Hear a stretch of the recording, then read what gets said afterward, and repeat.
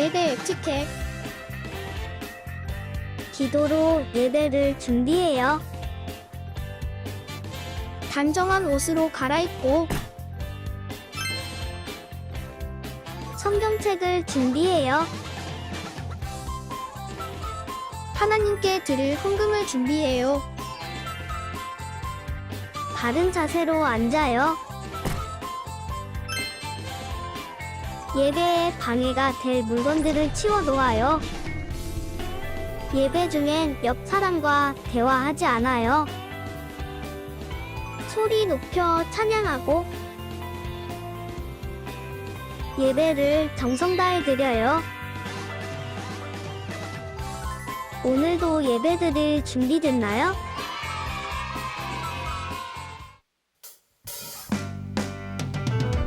He's changing me. 사랑의 주님 아니에요. 옛날 알던 그 사람 때론 느리지만 난 알고 있죠. 언젠간 완전히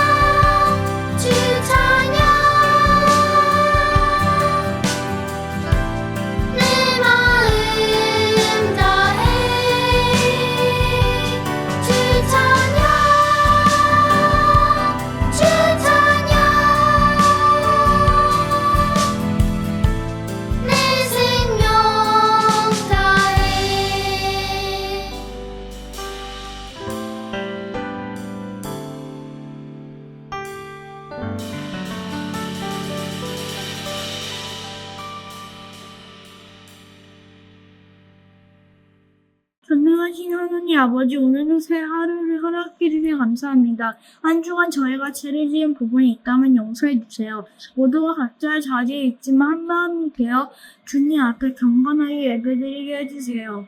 오늘 말씀을 전하시는 전도사님께 성령을 보여주셔서 저희가 들어야 할 말씀 꼭 듣게 해주시고 말씀을 마음속에 잘 간직하게 해주세요. 그리고 또한 저희도 말씀에 잘 집중할 수 있게 해주세요. 예수님의 이름으로 기도합니다. 아멘.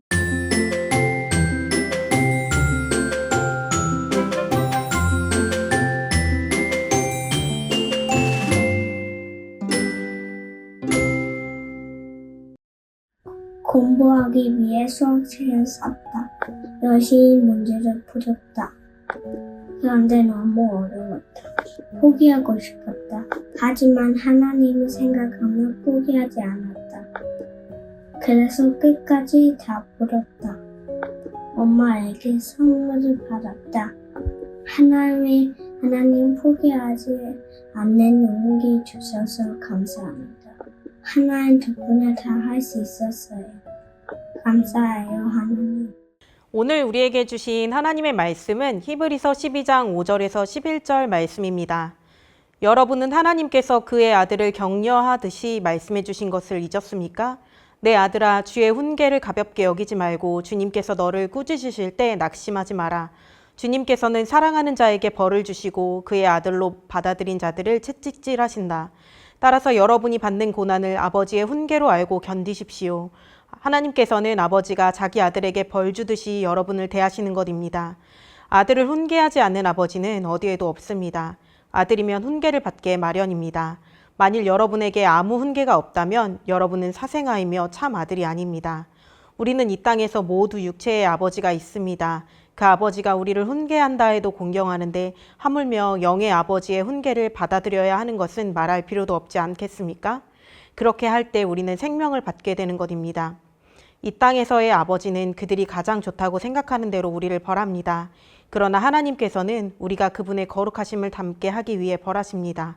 훈계를 받는 바로 그때에는 즐거움이 없고 고통스럽습니다. 그러나 후에 그 훈계 때문에 더 나은 사람이 된다면 우리에게 평안이 있을 것입니다. 왜냐하면 우리가 올바른 길 안에서 살아가게 되었기 때문입니다. 아멘. 하나님의 말씀입니다. 샬롬, 우리 친구들. 한 주도 잘 지냈나요? 혹시 지난주에 부모님이나 선생님께 혼난 적 있는 친구? 아침마다 늦잠 자서 지각했을 때, 숙제를 미루다가 결국 안에서 혼났을 때, 동생이랑 싸우다가 부모님께 크게 혼났을 때, 아니면 친구랑 장난치거나 다퉈서 선생님께 불려갔을 때, 이럴 때 어떤 마음이 들어요? 엄마 아빠가 나 미워하시나 봐. 실망하신 것 같아. 나 선생님한테 찍혔어. 하나님이 아휴 또 그랬어? 라고 하시지 않을까? 우리 마음이 금방 작아지고 무너질 때가 있죠. 그런데 오늘 성경은 우리에게 중요한 사실을 가르쳐주고 있어요. 하나님께서는 사랑하는 자에게 벌, 새번역 성경으로는 징계라고 이야기하는데요. 벌을 주시고 그의 아들로 받아들인 자를 채찍질하신다 라고 말씀하세요. 하나님이 사랑하시는 자에게 벌을 주시면서 또 징계를 받는 바로 그때에는 즐거움이 없고 고통스럽지만 그 훈계 때문에 더 나은 사람이 된다면 평안이 있어요 라고 이야기하시는 것이지요. 이제 끝이야. 넌 이제 더 바뀔 게 없어 라고 말씀하시는 게 아니라 사랑의 표시야 라고 말씀하고 계세요. 우리 친구들 여기서 헷갈리지 않아야 할 게 있어요. 정죄라는 단어와 징계라는 단어의 차이예요. 정죄는요, 너 이제 끝났어. 너 쓸모없어. 너 또 그럴 거잖아. 이런 것과 같이 사단이 우리에게 하나님의 자녀라는 생각을 잊어버리게 하는 것이에요. 그런데 징계는요, 너는 내 아들이야, 내 딸이야, 우리 다시 해볼까? 하시는 하나님의 사랑의 음성이에요. 로마서 말씀을 통해서 성경은 분명히 말씀하세요. 그러므로 이제 그리스도 예수 안에 있는 자에게는 결코 정죄함이 없다. 하나님은 우리를 정죄하지 않으세요. 너 잘못했어 라고 말씀하지 않으세요. 너 이제 끝이야 라고 말씀하지 않으세요. 오히려 우리에게 내가 사랑하는 자를 책망하며 징계하노니 그러므로 열심을 내라, 회개해라 라고 말씀하세요. 근데 이 말씀을 듣다가 이렇게 질문하고 싶은 친구들이 있을 것 같아요. 아니 전도사님, 우리가 하나님께 혼나는 게 그러니까 징계라는 사실을 어떻게 알 수 있어요? 성경이 가르쳐주는 징계의 특징은요, 3가지예요. 첫 번째로 징계는 죄와 연결되어 있어요. 내가 잘못했을 때 돌이키라고 주시는 거예요. 예를 들어서 거짓말하다가 들키는 일이 있지요. 들켜버렸네? 아, 창피해. 어떻게 하지? 이게 아니라 하나님이 그건 아니야 라고 말씀하시는 것이에요. 둘째로 징계는 사랑의 마음에서 시작돼요. 아까 전도사님이 설명했듯이 정죄는 아유, 너 또 그랬어? 너 다시는 뭐 돌이킬 수가 없겠지. 끝이야. 하지만 징계는 다시 죄를 짓고 다시 넘어지고 잘못했어도 다시 시작하자 하시는 하나님의 사랑이에요. 그러니까 징계 뒤에는 반드시 회개하는 마음이 생겨요. 3번째로 징계는 열매를 맺게 되어 있어요. 오늘 말씀인 히브리서 12장 11절 말씀을 다시 보세요. 훈계, 그러니까 징계를 받는 바로 그때는 즐거움이 없고 고통스럽다. 그러나 후에 그 훈계 때문에 더 나은 사람이 된다면 우리에게 평안이 있을 것입니다. 왜냐하면 우리가 올바른 길 안에서 살아가게 되었기 때문입니다. 그러니 하나님께 혼난 뒤에 우리가 괴롭고 힘든 것으로 끝나는 게 아니라 결국 우리를 더 나은 사람, 예수님 닮게 만든다라고 성경은 말씀해요. 그러니 혼난 뒤에 앞으로는 달라져야지, 주님의 기쁨이 되어야지 하는 마음의 변화가 생긴다면 그게 징계를 통한 은혜라고 할 수 있어요. 그래서 징계라고 여겨지는 것이 있다면 우리 스스로에게 이렇게 물어보면 돼요. 내가 하나님 앞에서 잘못한 게 있나? 하나님이 지금 이 일을 통해서 뭘 가르쳐 주실까? 징계 후에 내가 다시 시작할 용기가 생겼나? 이 3가지 질문을 통해서 지금 이게 하나님이 사랑으로 주시는 징계구나를 알 수 있어요. 우리 지난주 말씀 속 주인공 요나 기억하지요? 하나님이 요나에게 뭐라고 말씀하셨어요? 니느웨에 가서 말씀을 전해라 라고 하셨지요. 그런데 요나가 뭐라고 해요? 싫어요. 다스시스로 도망갔어요. 그때 하나님 어떻게 하셨어요? 풍랑을 막 일으키시고 요나를 큰 뱃속에 들어가게 하셨어요. 이게 바로 징계예요. 그런데 하나님이 요나를 완전 그냥 버리셨나요? 포기하셨나요? 아니요. 너 다시 내게 돌아와야 해. 다시 사명의 자리로 가서 복음을 전해야 해. 하시는 사랑의 훈련이었다는 것을 우리는 지난 말씀을 통해 들었어요. 그래서 결국 요나는 물고기 뱃속에서 회개하며 기도하고 다시 니느웨로 가서 하나님의 말씀을 전했다라고 우리가 들었지요. 우리 친구들, 하나님께 혼나는 것, 징계는요, 아파요. 속상하기도 하고요. 자신 없어지기도 하고 그래요. 그런데 반드시 회복과 변화를 가져와요. 우리도 요나처럼 하나님 말씀을 거부하고요. 자기 멋대로 살 때가 있어요. 전도사님도요. 주일을 신실하게 잘 보내놓고요. 가족들에게 괜히 짜증내놓고 미안하다고 사과하지 못할 때가 있어요. 그런데 그때 하나님이 사과하고 화해해야지 하고 말씀하세요.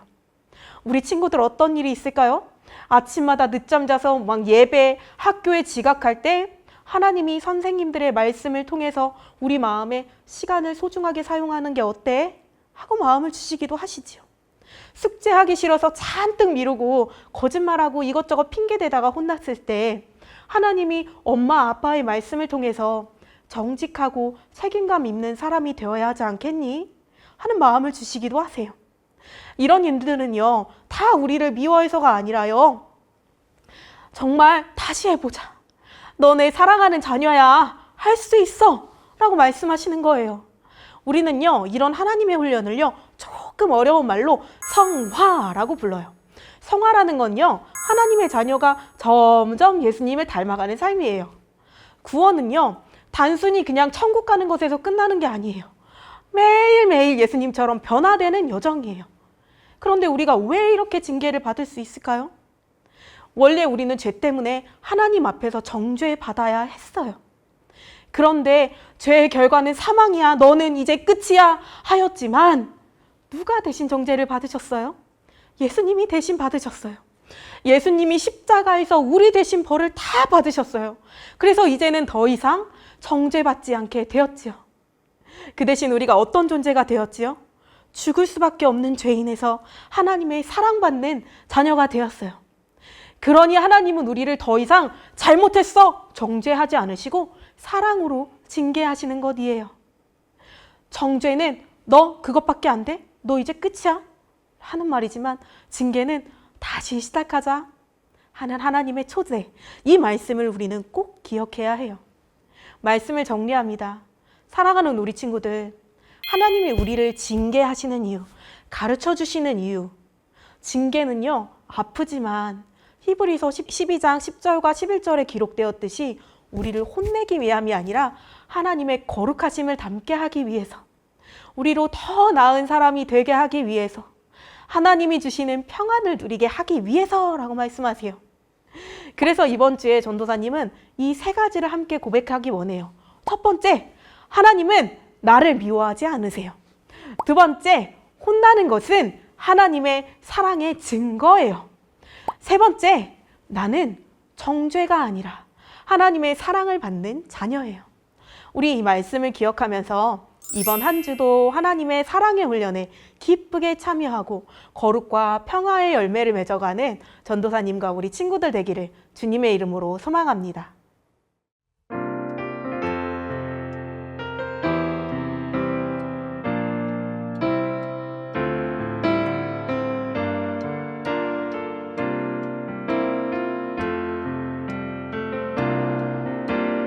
나 주님의 기쁨 되기 원하네.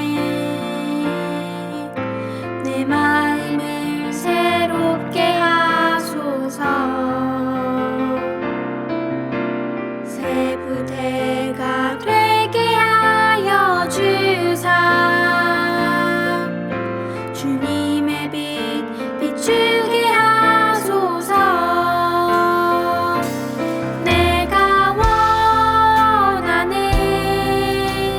한 가지, 주님의 기쁨이 되는 것. 내가 원하는 한 가지, 주님의 기쁨이 되는 것. 겸손히 내 마음 드립니다. 나의 모든 것 받으소서. 나의 맘 깨끗게 씻어 주사. 주의 길로 행하게 하소서. 내가 원하는 한 가지, 주님의 기쁨이 되는 것. 내가 원하는 한 가지, 주님의 기쁨이 되는 것. 내가 원하는 한 가지, 주님의 기쁨이 되는 것. 내가 원하는 한 가지, 주님의 기쁨이 되는 것. 다음 기도 제목으로 함께 기도하시겠습니다. 첫 번째 기도 제목입니다.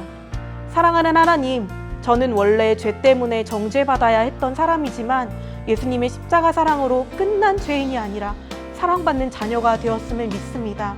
이번 한 주간 나는 정죄가 아니라 사랑받는 하나님의 자녀야 라는 복음을 잊지 않고 살도록 성령님 도와주세요.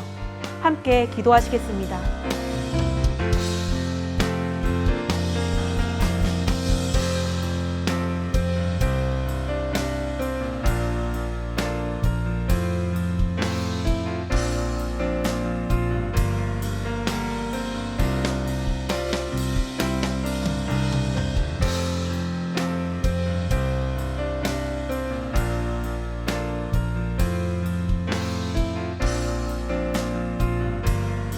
두 번째 기도 제목입니다.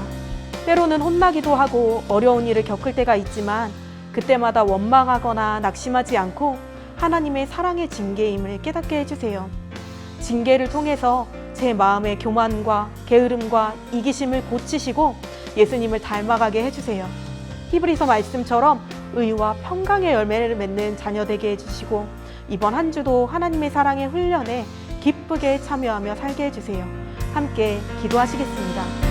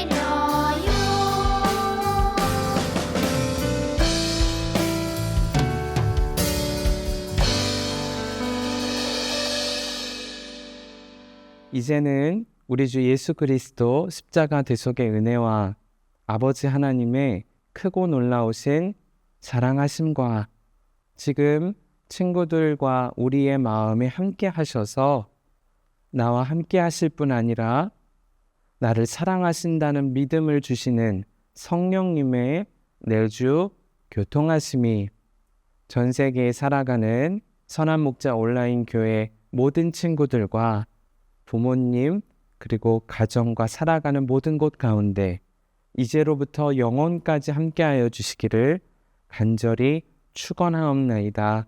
아멘.